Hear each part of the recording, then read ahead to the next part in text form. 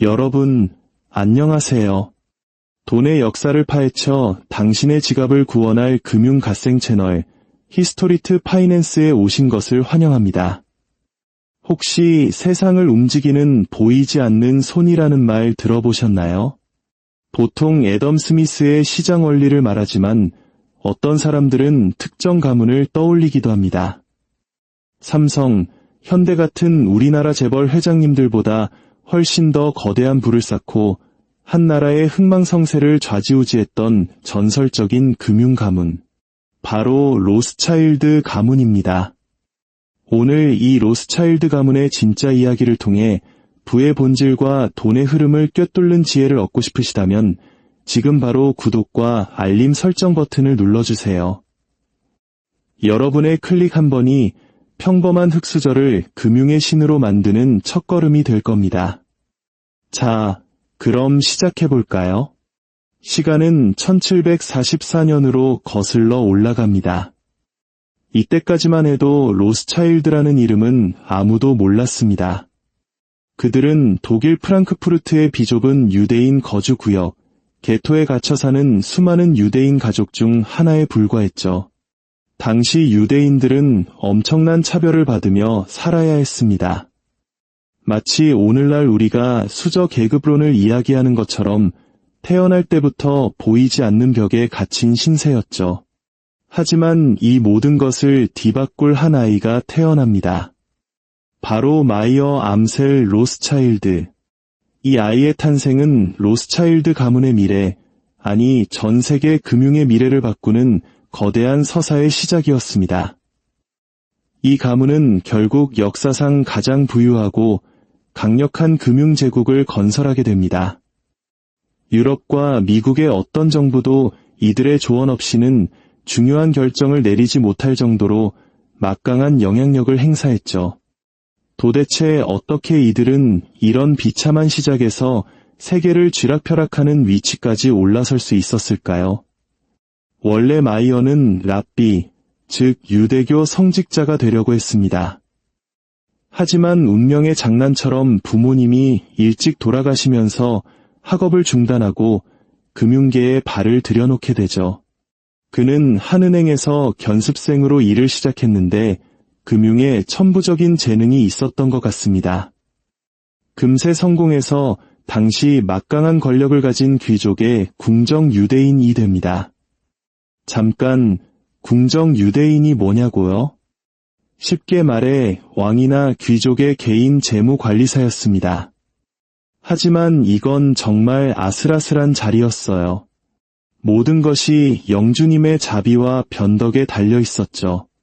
영주가 마음이 바뀌거나 성난 민심으로부터 자신을 보호해주지 못하면 모든 것을 잃고 목숨까지 위험해질 수 있었습니다. 실제로 마이어 이전에도 수많은 유대인 금융가들이 폭력과 음모로 한순간에 부를 빼앗기고 사라졌습니다. 마이어는 이 역사를 똑똑히 지켜봤고 자신은 절대로 같은 운명을 맞지 않겠다고 다짐합니다. 그래서 그는 두 가지 혁신적인 전략을 세웁니다. 첫째, 그는 자신의 부를 쉽게 빼앗길 수 있는 실물 자산, 예를 들어 부동산 같은 곳에 묶어두지 않았습니다. 생각해보세요. 강남 아파트가 아무리 비싸도 갑자기 법이 바뀌거나 전쟁이 나면 하루아침에 휴지 조각이 될 수 있잖아요. 대신 그는 주식, 채권, 대출금처럼 현금화하기 쉽고 국경을 넘어 이동시키기 용이한 소위 유동성 높은 자산에 집중 투자했습니다. 재산을 눈에 보이지 않는 데이터처럼 만든 거죠. 둘째, 이게 정말 신의 한 수였는데 그는 궁정에서 쌓은 인맥을 활용해 자신의 아들 5명을 유럽 각국의 금융 중심지로 보냈습니다. 마치 5개의 화살을 유럽의 심장부인 런던, 파리, 빈, 나폴리, 그리고 프랑크푸르트에 쏘아 올린 것처럼요. 이로써 그는 특정 지역의 유대인 박해 같은 국지적인 리스크로부터 자유로워지면서 동시에 가문의 부를 전 유럽적으로 확장할 수 있는 기반을 마련했습니다. 이건 사실상 세계 최초의 글로벌 금융 네트워크이자 인간을 이용한 완벽한 분산 투자 포트폴리오였습니다. 이 전략 덕분에 로스차일드 가문은 전쟁 중인 군주들에게 돈을 빌려주고 국가 간 무역과 투자를 조율하고 가장 수익성이 높은 시장으로 돈을 자유자재로 옮길 수 있는 독보적인 위치를 차지하게 됩니다. 그리고 마침내 그들에게 일생일대의 기회가 찾아옵니다. 바로 나폴레옹 전쟁이었죠. 이 시기 로스차일드 가문은 이미 상당한 부를 축적했고 유럽 전역에 퍼져 있는 아들들의 네트워크는 전쟁 자금을 조달하는 데 완벽한 시스템이었습니다. 그들은 나폴레옹에 맞서는 여러 국가들에게 막대한 자금을 지원했죠. 또한 전쟁이 길어질 것을 예상하고 엄청난 양의 금을 사들였습니다. 전쟁 중에는 금이 최고의 안전 자산이니까요. 그런데 예상치 못한 변수가 생깁니다. 나폴레옹이 생각보다 빨리 몰락해버린 겁니다. 전쟁이 끝나자 그들이 쌓아둔 금의 가치는 폭락하기 시작했습니다.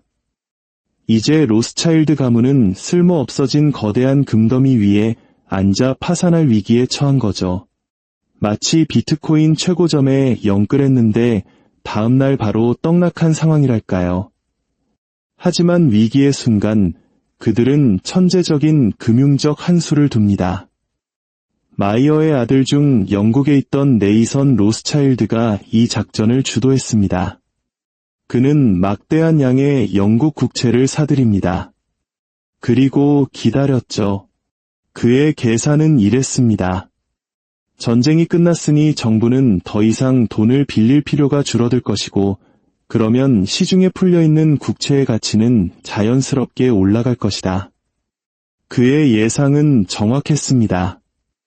2년 후인 1817년 네이선은 이 채권들을 팔아 무려 40%에 달하는 엄청난 수익을 거둡니다. 이 한 방으로 로스차일드 가문은 막대한 현금을 손에 쥐게 됩니다. 이제 유럽은 평화의 시대를 맞이했고 산업혁명이 빠르게 진행되고 있었습니다. 로스차일드 가문은 19세기 금융시장과 산업계를 지배할 완벽한 준비를 마친 셈이었죠. 이후 이 가문은 계속해서 현명하고 대담한 투자를 이어갔습니다. 19세기가 되자 로스차일드라는 이름은 부와 사치의 대명사가 되었습니다. 그들은 런던, 파리, 빈 등 유럽의 수도의 왕이나 황제의 궁전을 능가하는 거대한 저택을 짓고 살았죠. 각국에 흩어진 가문의 지점들은 해당 국가의 정부 및 왕실과 강력한 동맹을 맺고 대륙 전체에서 번영을 누렸습니다. 하지만 영원한 상승은 없는 법. 시간이 흐르면서 로스차일드 제국의 여러 지점들도 하나씩 쇠퇴의 길을 걷기 시작합니다. 이탈리아에서는 국가 통일 이후 새로운 민족주의 정부와의 긴장 관계 속에서 은행 문을 닫아야 했습니다. 수십 년 후 나치 독일이 오스트리아를 합병하면서 오스트리아의 로스차일드 가문은 자산과 사업체를 헐값에 넘기고 해외로 도피해야만 했습니다. 프랑스 지점은 비교적 잘 버텼지만 1982년 프랑스 정부의 국유화 조치로 인해 사업의 통제권을 상당 부분 잃게 됩니다. 20세기의 격동 속에서 비교적 온전하게 살아남은 곳은 영국의 지점이었습니다. 그래서 오늘날 로스차일드 가문의 억만장자들은 대부분 영국에 기반을 두고 있죠. 역사의 흐름 속에서 부의 규모는 줄었지만 이 가문은 여전히 세계에서 가장 부유한 가문 중 하나로 남아 있습니다. 한 추정에 따르면 로스차일드 가문 전체의 자산은 무려 1조 2천억 달러, 우리 돈으로 약 1600조 원에 달한다고 합니다. 상상이 가시나요? 하지만 그들의 부보다 더 위대한 것은 그들이 남긴 유산입니다. 단순히 국제금융을 개척한 것을 넘어서 나폴레옹 전쟁 당시에는 영국군에게 지급될 급료를 거의 혼자서 감당하며 전쟁 자금을 댔습니다. 그뿐만이 아닙니다. 그들의 자금은 수에즈 운하 건설, 유럽과 미국의 철도 및 도로망 확장, 브라질의 포르투갈로부터의 독립, 그리고 세계적인 다이아몬드 회사인 드비어스 같은 수많은 유명 기업의 설립에 결정적인 역할을 했습니다. 물론 로스차일드 가문이 세상에 좋은 일만 하고 흠없는 명성을 가졌을까요? 절대 그렇지 않습니다. 그들을 둘러싼 수많은 논란과 음모론도 존재하죠. 그 이야기는 다음 영상에서 더 깊이 다뤄보도록 하겠습니다. 하지만 한 가지는 분명합니다. 로스차일드 가문은 금융의 세계를 혁명적으로 바꾸어 놓았습니다.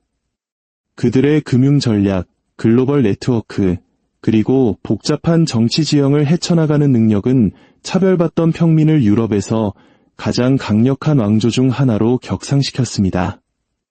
그들의 이야기는 19세기 비즈니스와 정치 지형을 형성하는 데 지대한 영향을 미쳤으며 그 유산은 오늘날까지도 여전히 울려 퍼지고 있습니다. 오늘 영상이 마음에 드셨다면 제가 예전에 만들었던 동인도 회사가 세계에 미친 영향에 대한 영상도 분명 좋아하실 겁니다. 여기 카드를 확인해 주시고 아직 구독하지 않으셨다면 채널 구독 꼭 부탁드립니다. 그럼 다음 시간에 더 흥미로운 돈의 역사로 찾아뵙겠습니다.